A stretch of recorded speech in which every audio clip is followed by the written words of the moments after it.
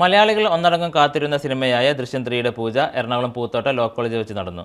മോഹൻലാലിന് ദാദാസാഹിബ് ഫാൽക്കെ പുരസ്കാരം ലഭിച്ച ഈ അവസരത്തിൽ തന്നെ സിനിമയുടെ പൂജ നടത്താൻ സാധിച്ചതിൽ സന്തോഷമുണ്ടെന്ന് ആന്റണി പെരുമ്പാവൂർ പറഞ്ഞു.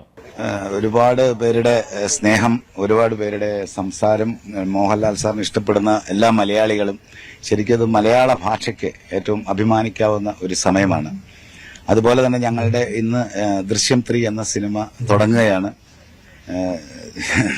അപ്പോൾ അത് ഞങ്ങൾക്ക് ഏറ്റവും പ്രിയപ്പെട്ടതാണ്. കാരണം ഇത് ദൃശ്യം 1 കഴിഞ്ഞതിന് ശേഷം 2 ഞാനും ജിത്തു ഒക്കെ ഒരുപാട് പ്രാവശ്യം അങ്ങോട്ട് ചോദിച്ച്, ജിത്തു ഇത് നമുക്ക് 2ാം ഭാഗം ചെയ്യണമെന്ന് പറഞ്ഞ് ആ ഒരു സമയത്ത് അത് ഒരു ഭാഗ്യം പോലെ ഉണ്ടായി. അതും ജനങ്ങൾ അതിയായ സ്നേഹത്തോടെ സ്വീകരിച്ചു.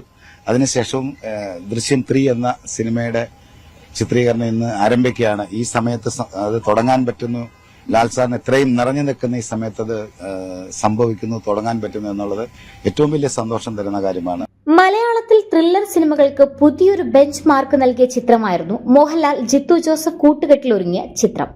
ഇതൊരു സാധാരണ സിനിമയാണെന്നും അമിത പ്രതീക്ഷയോടെ ആരും സിനിമയെ സമീപിക്കരുതെന്നും പൂജാവേളയിൽ ജിത്തു ജോസഫ് പറഞ്ഞു. ഒപ്പം മോഹൻലാലിന്റെ പുരസ്കാര നേട്ടത്തെക്കുറിച്ചും ജിത്തു ജോസഫ് സംസാരിച്ചു. സിനിമയിൽ മാത്രമല്ല സമൂഹത്തിലും ഒരുപാട് സംഭാവനകൾ നൽകിയ ആളാണ് മോഹൻലാൽ. എല്ലാ രീതിയിലും ആ അവാർഡ് മോഹൻലാലിന് അർഹതപ്പെട്ടതാണെന്നും ജിത്തു ജോസഫ് കൂട്ടിച്ചേർത്തു. ഇന്ന് പൂജയിൽ പങ്കെടുത്ത് ഉച്ചയോടുകൂടി ദാദാസാഹിബ് ഫാൽക്കെ പുരസ്കാരം സ്വീകരിക്കാനായി മോഹൻലാൽ ഡൽഹിയിലേക്ക് മടങ്ങും. മോഹൻലാൽ, ജിത്തു ജോസഫ്, ആന്റണി പെരുമ്പാവൂർ ഉൾപ്പെടെയുള്ളവർ പൂജയ്ക്കെത്തിയിരുന്നു. 3ാം ഭാഗത്തിന്റെ ചിത്രീകരണം 55 ദിവസം കൊണ്ട് പൂർത്തിയാക്കാനാണ് നിലവിലെ പ്ലാൻ.